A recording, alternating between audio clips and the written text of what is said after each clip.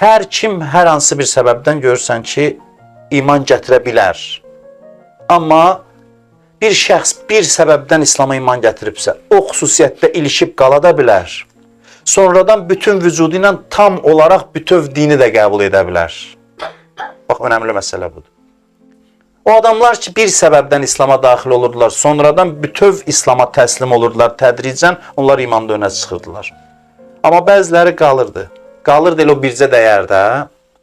Dində bir hissə buna xoşdur, ona ilişib qalırdı, başqa hissələrini yox. Onlar dindən çıxırdılar ya dinə düşmən olurdular.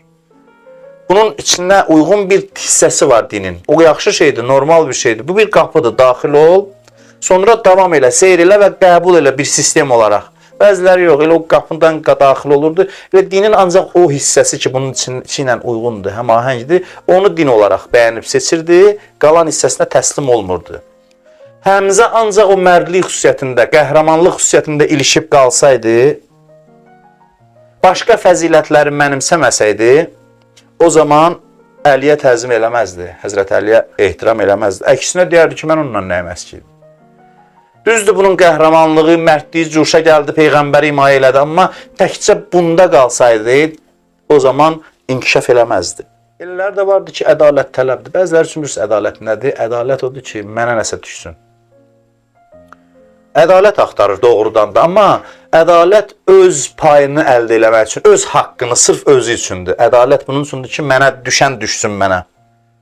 Sırf bunun da ilişib qalır, ədalət, ədalət, ədalət. Başqa bir şey gözü görmür. İş bu yerə satır ki, Peyğəmbərə deyir ki, ədil, ədalətli ol. Peyğəmbərdən, maşallah, ədalət tələbliyin həddinə bax. Ki, Peyğəmbərdən tələb eləyir. Sonra da Əliyə düşmən olur həmin ədalət şüarı ilə. Bəzisi mərhəmət səbəbindən dinə gəlirdi. Baxı, din rəhmət dinidir də, İslam dini.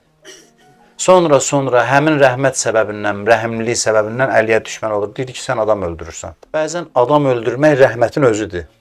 Bir terrorçunu öldürməlisən ki, minlərlə insana rəhm eləyəsən.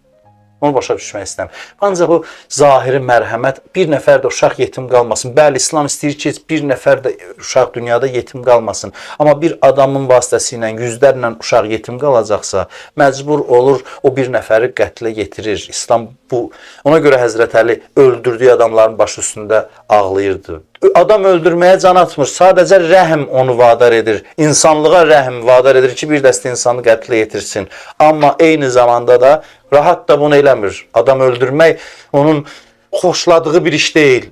Onu görmürdü də bəzi insanlar. Başa düşmürdü.